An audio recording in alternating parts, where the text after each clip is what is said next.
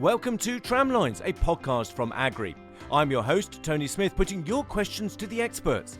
In this episode, I'm talking to Agrii's commercial manager, Matthew Williams, who is responsible for crop protection products in specialty crops. Today, we'll be discussing the key issues surrounding product availability of crop protection products, with a specific focus on specialty crops, and asking what can growers do to mitigate that risk in product availability. So, good morning, Matthew. Good morning, Tony. How are you? Absolutely great, thanks. And it's simply great to have you here today and to hear a little bit about some of the issues that are happening right now in availability and what's happening and what growers and agronomists can do to mitigate those risks. So let's start with, firstly, I know you have a huge amount of experience working with crop protection products. Tell us a little bit about you. Oh, right. Well, I've been with Agrii since 2015. I've always been in a commercial, always been in a commercial role. I was an agronomist for a short amount of time, but that was in the arable sector, and I wasn't the best at that. So I had a while at BASF in their commercial team, and then Agrii, and I've stuck here since and thoroughly enjoy it. It's a good place to be. Oh, great stuff, and great to hear that. So let's talk about, product supply, that whole arena, which is so topical. So tell us a little bit about this complexity of, what happens in the supply chain. Well, I think when people say the supply chain is really complex, they don't actually understand what's going on behind the scenes, and it's sometimes it's whitewashed over. But when you just see a box of chemical turn up on a farm, I think there is often an assumption that there is a factory out there and it just takes stuff in and it churns out that box of chemical. But actually, what happens is you've got numerous amounts of factories all over the world. I mean, crudely, you've almost got 2 or 3 ingredients that go into the can. You've got what we call the technical, which is the active ingredient. That's made from numerous chemicals from numerous different plants. And then you've got what we call the co-formulants, the things that make the active ingredient work or put it into solution, and they tend to be made in numerous different plants. And then those bits are probably taken to a 3rd or 4th site where they're mixed together, and then they're put into containers and packaging. And the packaging, that's one set of logistics. And then you've got cardboard, that's another set of logistics at the moment, which we're coming across, and even paper. So it's all that stuff, paper, cardboard, formulants, base materials, they're all shipped all over the world and made in lots of different plants, involving thousands of people. And if any one of those things falls down, like we're seeing at the moment, then you see problems. Yeah, I mean, we tend to forget that if we're buying a specific active ingredient, that we tend to forget all those other components that come together, just as you're talking about, even the cardboard. I haven't even thought about that. And, in terms of those production sites, where are they in the world? Well, they are all over the world. So a lot of what we use is made in China, and specifically made in Eastern China, really. But then a lot of product is made in the UK. For example, azoxystrobin, which is common, is formulated in Grangemouth, or phenoxies are made in the UK. But then again, United States, Italy, France. Globally, it is made absolutely everywhere. There is even a nice little place in New Zealand called New Plymouth, where they're making product there. So just about every country is making crop protection products. Yeah, so it really is truly global, isn't it? I can hear that. And do you have any examples of some of the factors that have come into play that have interrupted supply over, let's say, the last 24 months? I think, and it seems like a general excuse, but COVID has been probably the driving factor against what we're seeing at the moment. And I know it gets blamed for everything, but what COVID has done is drained the if you like, the supplies that we have, that we lean on if there are problems. So particularly in China, they had a policy of of zero tolerance. And if there's COVID anywhere, the factories are getting shut down. So all the sort of the stocks that were around globally, they were depleted. So we went into 2022 late 21, 22, hoping that we would see stocks come back into form. But actually what's happened, other factors have come into play that see stocks are not being replenished as quickly as we would like. So those are things like, well, COVID coming back into play. That's becoming a problem right now.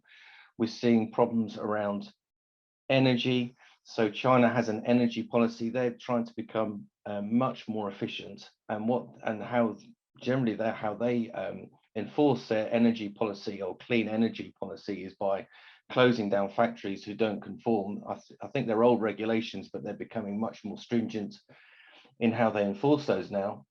And the other thing is, we probably should have seen it coming, but it's the Winter Olympics in Beijing, and they like to see clean air and clean, nice blue skies, and they shut down everything for that. And the one thing that happens every year is the Chinese New Year, so everything closes for the Chinese New Year. So those are some real challenges there. COVID continues to be a problem globally. Even in the UK early this year, production lines were being closed down because it just didn't have the staff to manufacture stuff for 2022. And then if you want to make it Apollo 13, where what else could go wrong, you have sort of global events that really ruin stuff like hurricanes. There was a hurricane called Ida, which knocked out a glyphosate factory. So I think every grower in the UK knows about the rising costs of glyphosate or the lack of availability. So you start to get to a point where you think, what else could go wrong? And then you find something else indeed does go wrong, and that will be the availability of petrochemicals. And that's very live at the moment. And that will have an impact, or will continue to have an impact on costs. So there is a supply demand that links to cost, but also the availability of product. It's a bit of a list. Yeah, I can hear that list, but also I can hear just how complex it is. So at the end of the day, how does that all affect price? It really does depend on the product and what goes into it. So if you're dealing with products that are have some raw materials that are tight, that are proper sort of commodities, then the price goes up, and that's just you see that with yellow phosphorus that goes into glyphosate. The cost of the raw materials has rocketed, and therefore the price of glyphosate goes up. I was talking to one supplier of a generic product, and he said he was still negotiating the price of the product, and this was coming from China while the product was on the boat, and until it landed in Felixstowe, the price was not agreed. So it can be it's supply and demand. If the manufacturers feel they can get a price better elsewhere, and then sometimes we're talking about the core manufacturers who are making the bits that go into it, and if I'm talking generics to a degree, then that can be the real challenge there.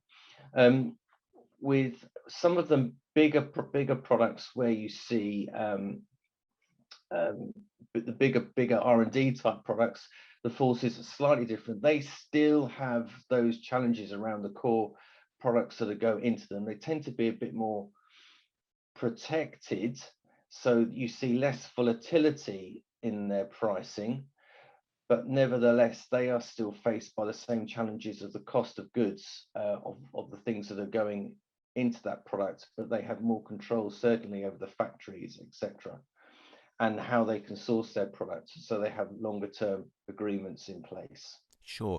And so what's the immediate outlook? You're sat there in your office. Can you give us any views as to what you think the outlook is in terms of availability and price? It's still going to be difficult, is it?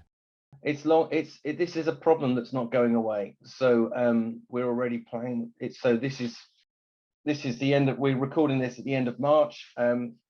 And we're 22, and we're already started planning for spring 2023, because of the volatility that we can see going forwards. If you spoke to me 6 months ago about this subject, I'd say, well, I've got a red list of active ingredients which I see a real problem. And then a month ago, it was we're worried about some active ingredients, and now we're worried about some co-formulants, and now it's a massive moving feast of active ingredients, co-formulants, cardboard, paper, logistics, everything. Phasing. It's a case of, right, we need to we Agrii need to plan earlier and harder than ever before, just so we can protect ourselves and our growers. Sure. So I can really hear that you're looking further ahead. You're planning much more in advance, and it's clearly very complex. So what else are you doing at Agrii that can make us feel more assured that we're in a safe pair of hands when it comes to trying to help us with this availability of these critical products? What else are you doing? Well, yeah, the idea that growers think they're in safe hands, I could almost hear people sort of rolling their eyes, but we are working really hard to sort of to protect the growers, and of course ultimately the business of Agrii. So how we're doing that is, firstly, we plan hard, and we plan as hard and as accurately as we can and as far ahead as we can. So that's habitual, and we've been doing that for years, but we just keep getting earlier and earlier every year. The other thing that we're doing is we are investing in storage, and we started a process of increasing our storage for Brexit, thinking that and also changing our planning and taking products in earlier because of Brexit. But that's, if you like, the lessons we learned there have carried on because of this, because it's the same sort of problems. So we are the money that we're spending in making sure that we've got products available early before the season starts is more than ever before. In fact, this year we had got more storage of products for Agrii than we've ever had. And that includes Brexit.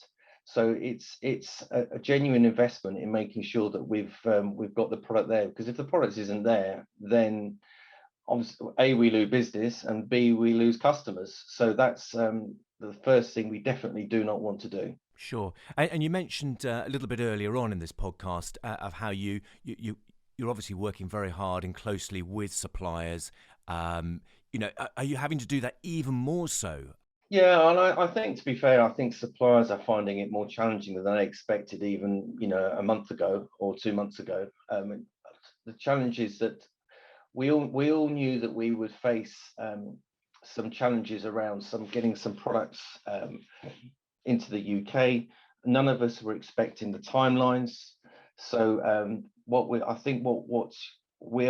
working closely with the suppliers is around the phasing of products. So if we expect products in April, when's it coming in April? The next challenge we're facing is, okay, they're saying, well, we expected it to be early April, and sometimes it's now slipping into late April, early May.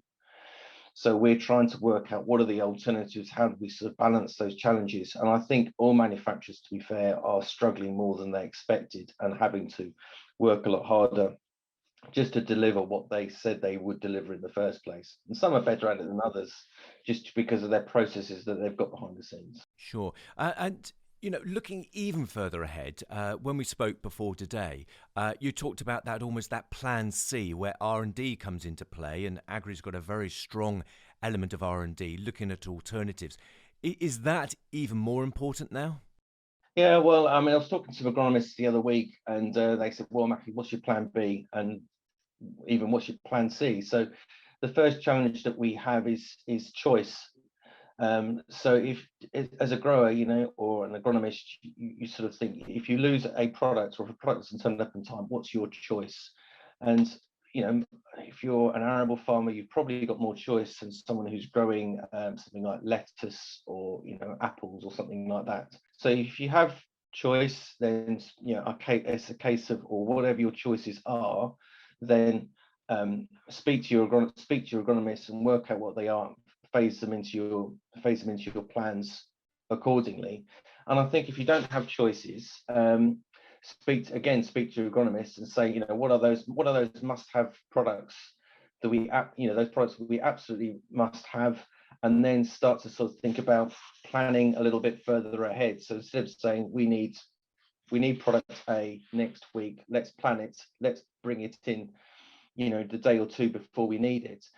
Think about the must-haves. Okay, maybe sort of think, well, a couple of weeks before we need them, buy them in, because what we're facing is that daily we're getting phone calls from manufacturers where unexpected things are going wrong for them. And so if a business as a grower, if you need something, I'd suggest those that sort of are just a bit more proactive for those essential products will be better off. By the way, I'm definitely not saying get all your stuff in now, because nobody will be able to fulfill that. It's just, if you need essential products especially for the speciality type, fruit, veg businesses, just think maybe a couple of weeks ahead rather than the next day. Yeah, so that's a great top tip that you've shared with us there, Matthew. And so what else can you do? What else are you doing at Agrii to help with this situation? To follow that up, well, what we're doing behind the scenes is that we're trying to sort of create the alternatives for the grower. So, if we think that that product is going to be late, not timely, late or short, no matter what the crop, whether it be wheat or lettuce or whatever, we are trying to work out technical alternatives or commercial alternatives. So I can tell you this morning, I've been trying to find, a plan B or a plan C for a product that will not arrive on time, so we can try and have a seamless supply for our guys and out there recommending products. And then also where products come, we just can't do that. Find that active ingredient that has the correct label. What we're doing is we're supplying our people generally with technical information to say, right, in the absence of this, you can recommend this and that, and we should have good availability of that. So that means that you're having to work very closely with the technical teams. You spoke about the agronomists just now. So it's not just you guys in supply working in isolation. It's very much part of a chain reaction, if you like. It is a chain reaction. I mean, we are sort of, we do work hand in glove. We are a technically led business. We're proud of that. So the first thing that happens, if you like, the process is, as soon as I think there's a problem, I pick up the phone to, if you like, my technical colleagues, and I say, look, here is the problem. Please, I think these products are okay, and they're generally what happens. I say, that's nice, Matthew, but those are products that you think are okay for supply wise aren't any good. But then they supply me with the alternatives that they think are good, and then I see how I can work something into the planning process. We take it very seriously behind the scenes to try and have a seamless sort of operation as possible. And but I think on the whole, working with our technical colleagues and then trying to find solutions, other alternative solutions, I think we should get through this okay. Okay, well, that's good news, and we'll all be relieved to hear that. So what one top tip would you like to ask growers to think about and maybe do differently this spring? I'd say my top tip is just speak to your agronomist more and let him know what your plans are. And if there are any problems, hopefully your agronomist will be better able to sort of help you. That would be my top tip: increase your communication. Well, thank you, Matthew, for that in-depth insight as to what is affecting product availability and what you at Agrii are doing to help, and what growers can do to mitigate that real risk to crop production. Clearly, a challenging time. That's it for this podcast, but do tune in again as we meet the experts throughout the season, exploring the many immediate and longer-term questions for growers and farmers in the UK. If you have any questions that you'd like us to ask the experts, email info@agrii.co.uk. See you next time.